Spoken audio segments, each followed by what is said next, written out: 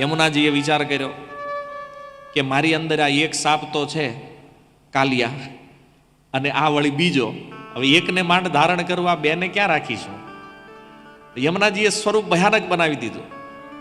પણ પછી યમુનાજીને વિચાર આવ્યો, જ્યારે વસુદેવજી થોડાક નજીક આવ્યા તો યમુનાજીએ જોયું કે આ તો વસુદેવજી છે, મારે કૃષ્ણ સાથે વિવાહ કરવાના છે, એટલે આ ભવિષ્યમાં સસરા થવાના છે.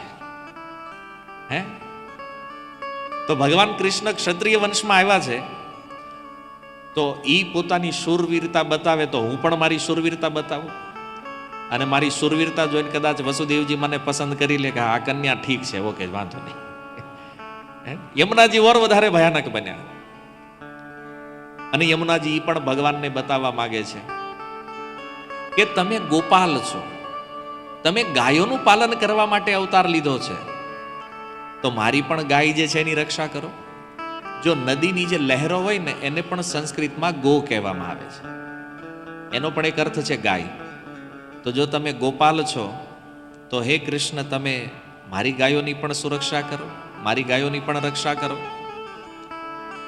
પછી યમુનાજી વિચાર કરે છે કે આમાં ઊંધું પણ થઈએ કે, કારણ કે હું તો યમરાજની બહેન છું, હે ને, સૂર્યદેવના આ જોડિયા સંતાનો છે, યમરાજ અને યમુના. તો ભગવાન કદાચ વિચારશે કે યમરાજ જેમ આખા સંસારમાં બધાને મારવા વાળા છે, એમ એની બહેન એવી જ હોય ને મારવા વાળી. પણ યમુનાજી કે નહીં, મારો સ્વભાવ તો વિપરીત છે, હું મારવા વાળી નહીં, હું પાલન કરવા વાળી છું. અને યમુનાજીએ વિચાર કર્યો કે મારે હવે શાંત થઈ જવું જોઈએ. કેમ? કારણ કે સસરા હારે છે અને જોહે કે આ કન્યા તો આટલી તોફાની છે, ગાંડી છે, તો કદાચ વિવાહ ન થાય. માની લો એવું થાય ને, એક જ શેરીમાં રહેતા હોય હારે, બાળપણથી કોઈ નાના એક છોકરો ને છોકરી હોય, અને એ જ છોકરી હારે એ છોકરાની વાત હાલે, તો એને તો ઓળખતા જ હોય સોસાયટીમાં કે આ કેટલી તોફાની હતી, નાની હતી, થઈ કદાચ નાય પડે કે અહીં રહેવા દો. તો યમુનાજીને થયું કે જો અત્યારથી જ આવું ભયાનક સ્વરૂપ રહેશે તો કદાચ ભવિષ્યમાં એવું થાય કે વિવાહ કૃષ્ણ હારે ન થાય. વસુદેવજી કહી દે કે હું જયારે મૂકવા ગયો તો ગાંડા કાઢતી હતી જ છે આ, એટલે કદાચ આપણો મેળ ન પડે.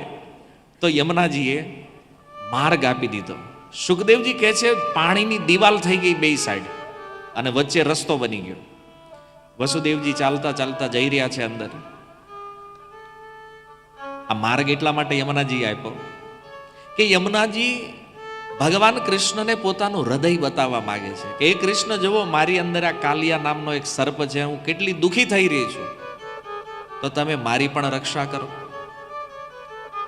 તો આ રીતે યમુનાજીના અલગ અલગ ભાવ અનેક અનેક આચાર્યોએ પ્રગટ કર્યા છે. પણ યમુનાજીનો એક મૂળ ભાવ એ હતો કે આજે મારા પ્રિયતમ શ્યામ સુંદર અહીંયાથી જ્યારે જઈ રહ્યા છે તો મને એના ચરણોનો સ્પર્શ થઈ જાય. ભગવાન વસુદેવજીના હાથમાં હતા ને, તો ભગવાનના ચરણ નીચે હતા. યમુનાજીએ પોતાની લહેરો દ્વારા ભગવાનના ચરણનો સ્પર્શ કર્યો. અને આ રીતે વસુદેવજી ભગવાન કૃષ્ણને લઈને ગોકુળમાં પહોંચ્યા. નંદ મહારાજના ઘરે આવ્યા, જોયું તો યશોદાજીએ એક કન્યાને જન્મ આપ્યો છે. એ કન્યા એમની બાજુમાં સૂતી છે. પ્રસૂતિની પીડાના કારણે યશોદાજી પણ નિદ્રામાં છે. ધીરેથી વસુદેવજીએ ભગવાન કૃષ્ણને યશોદાજીના બીજા પડખે સુવડાવ્યા. અને વસુદેવજીના મનમાં એક ભય હતો કે કદાચ આ કન્યા જાગી ન જાય.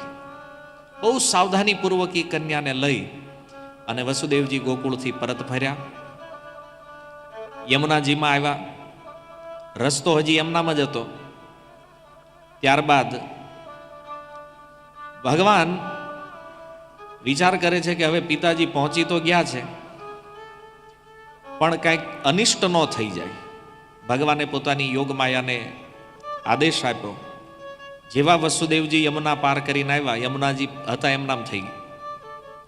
ચાલતા ચાલતા એ કન્યાને લઈ અને વસુદેવજી જ્યારે એ કારાગૃહમાં આવ્યા, એ સમયે જેલના જે દરવાજા હતા, જેમ વસુદેવજી દ્વાર પાર કરે ને ઓટોમેટિક બંધ થઈ જાય, સાંકળ લાગી જાય, તાળું લાગી જાય. અને એમ કરતા કરતા એ જ્યારે દરવાજાઓ પાર કર્યા, વસુદેવજી સૂતિકા ગૃહમાં પહોંચ્યા. પણ એક પ્રોબ્લેમ થયો કે ઓલી બેડી પાછી નહોતી આવતી. બાકી તો જે હતું એ બધું એઝ ઇટ ઇઝ થઈ ગયું.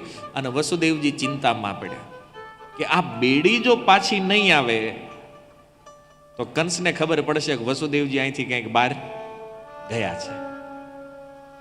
વસુદેવજીએ બેડીને પ્રાર્થના કરી, તું પાછી આવી જા. અને વસુદેવજીની પ્રાર્થનાથી બેડી પાછી આવી ગઈ.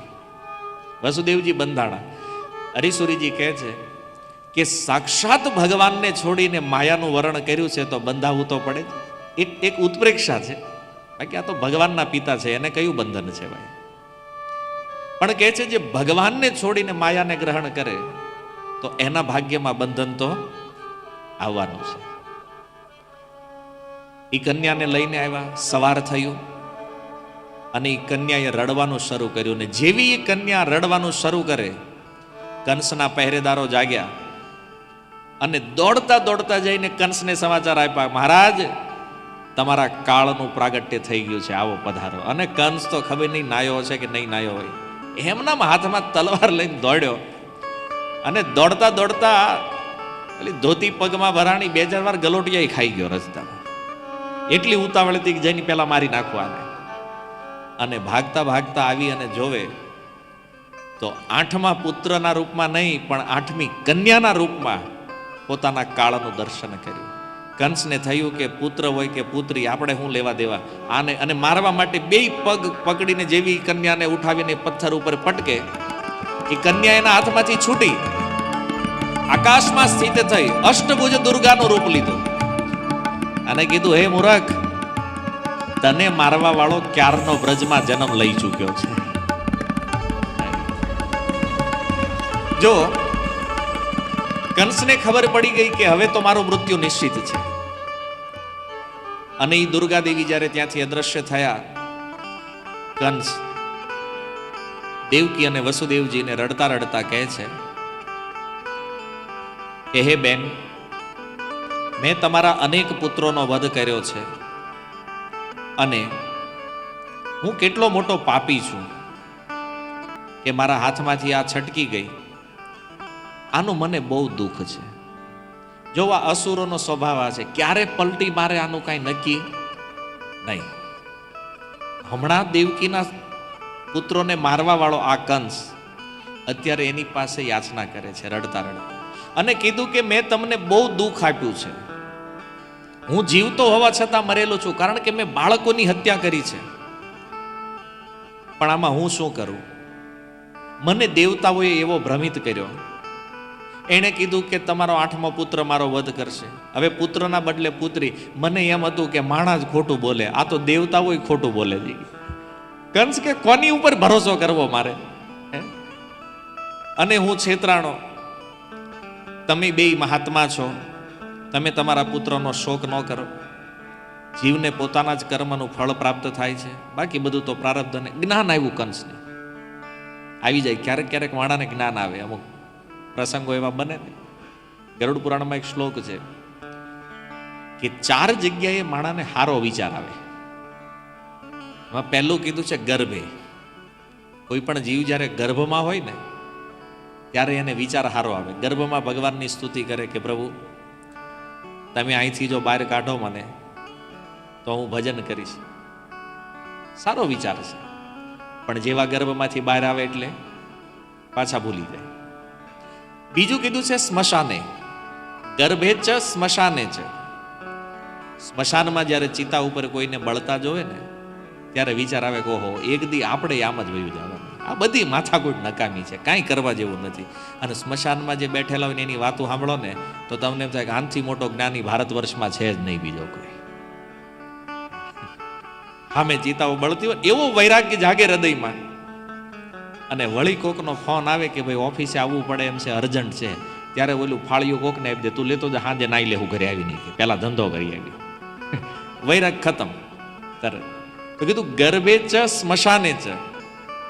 અને ત્રીજું કહે છે રોગ અવસ્થામાં. માણસ જ્યારે બીમાર હોય ને ત્યારે એનું મન બહુ પવિત્ર હોય. કોઈ પણ માણસ માંદો પડે ને ત્યારે એને મનમાં કોઈ દી ખોટા ખરાબ વિચાર ન આવે. જો ત્યારે એને એમ થાય કે ઓહો, કામ સારું જ કરાય, કોઈ દી ખરાબ કામ ન કરાય. અને ચોથું પુરાણે છે. જ્યારે કથામાં બેઠા હોય ને ત્યારે એમ થાય ભજન જ કરાયું, જીવનમાં બીજું કંઈ કરવા જેવું નથી. પણ વ્યાસદેવ કહે છે કે વિચાર તો આ ચાર જગ્યાએ હારા આવે, પણ જો આ વિચાર સ્થિર થઈ જાય તો જીવનું કલ્યાણ થઈ જાય. પણ સમસ્યા એ છે કે આ વિચાર ટકતા નથી. એમાં કંસનું એવું છે, જો એને આ હારો વિચાર આવ્યો, ટકાવી રાખ્યો તો એનું કલ્યાણ થઈ ગયું. પણ આટલા બાળકોને માર્યા પછી હવે ડાપણ હોજ્યું કે આ મેં પાપ કર્યું છે, આ નથી કરવા જેવું. વસુદેવ દેવકીને કીધું તમે ઘરે જાઓ, તમને જેલમાં રાખવા જેવા નથી. અને બેયને કંસે કારાગૃહમાંથી મુક્ત કરી અને ઘરે મોકલી દીધા. આ બાજુ સવાર થયું અને ગોકુળમાં નંદ મહારાજને ખબર પડી કે મારે ત્યાં પુત્રનો જન્મ થયો છે.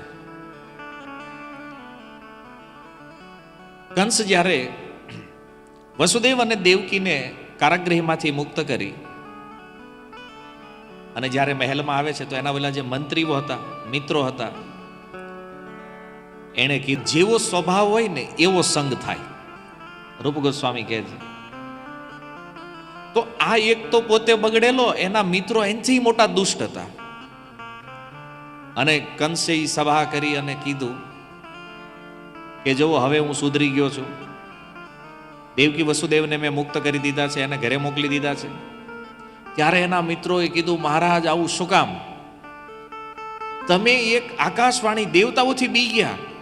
જો ઘણી વાર છે ને બગડેલો માણા હોય ને એને સુધરવું હોય, પણ આ ટીમ હારે એવી હોય ને એ સુધરવાનો બી મારી મારી બગાડે. ઘણા ને એમ થાય કે હાલો હવે આપણે વ્યસન નથી કરવું, મૂકી દઈએ. અહીં આવ્યો કથામાં ગંગાજીનો પ્રભાવ લાગે અને એમ લાગે કે ભાઈ આપણે વ્યસન કરવું નથી. હવે અહીં પાછા જાય ને એટલે ઓલા હવે એ બધા કીધા કરે કે તું લે કે આપણે લે. અને આવા મિત્રો હોય તો સમજી લો તમારા મિત્ર નથી, શત્રુ છે. જીવનમાં જે ઊંધી દિશા બતાવતા હોય ને આ મિત્ર ન હોય ક્યારેય, આ મિત્રના રૂપમાં શત્રુ છે. એટલે દુષ્ટની સંગતિ, કુસંગ જે છે ને એ બહુ ખરાબ છે. તો ઓલાને સુધરવું તું બિચારાને, કંસને, એ કે આપણે આ કાંઈ પ્લાનિંગ ન કરાય, હવે જે થવાનું હોય થાય. એ કે ના મહારાજ એમ થોડું હાલે, અમે બેઠા છે ત્યાં તમે એમ નામ. તો કંસ કે શું કરવું? તો એ સભામાં એક વ્યક્તિ હતો, એણે કીધું કે એક કામ કરો, જન્મ થયો હશે અને બાર ગયો હશે તો મૂળ 10 દીની અંદર થયો હશે, તો 10 દિવસની અંદર જેટલા બાળકો બ્રજમાં જન્મ્યા છે ને બધાને મારી નાખો. કંસ કે એમ મરાય, પ્રજાનો વિદ્રોહ થઈ જાય. તો એ સભામાં પૂતના નામની એક રાક્ષસી હતી. એણે કીધું મહારાજ તો પછી એક કામ કરો, મારી પાસે પ્લાનિંગ છે આને. હું જાઉં અને એ જે બાળકો એવા હશે 10 દિવસ અંદરના, એને હું વિષ આપીને મારી નાખીશ. કંસ કે પણ કઈક ઉત્પાદી કે કોઈને ખબર નહીં પડે, તેમ ચિંતા ન કરો, મારી પાસે આખું પ્લાનિંગ છે, હું કેમ કરવાનું છે. અને આ બધું પ્લાનિંગ મથુરામાં થયું. આ બાજુ વસુદેવજીને જ્યારે ખબર પડી કે મારે ત્યાં પુત્રનો જન્મ થયો છે, સુખદેવજી કહે છે શ્રી શુક વાચ નંદ તુ આત્મજ ઉત્પન્ને જાતાલાદો મહામનાઃ આહુય વિપ્રાન વેદજ્ઞાન સ્નાત શુચિરલંકૃતઃ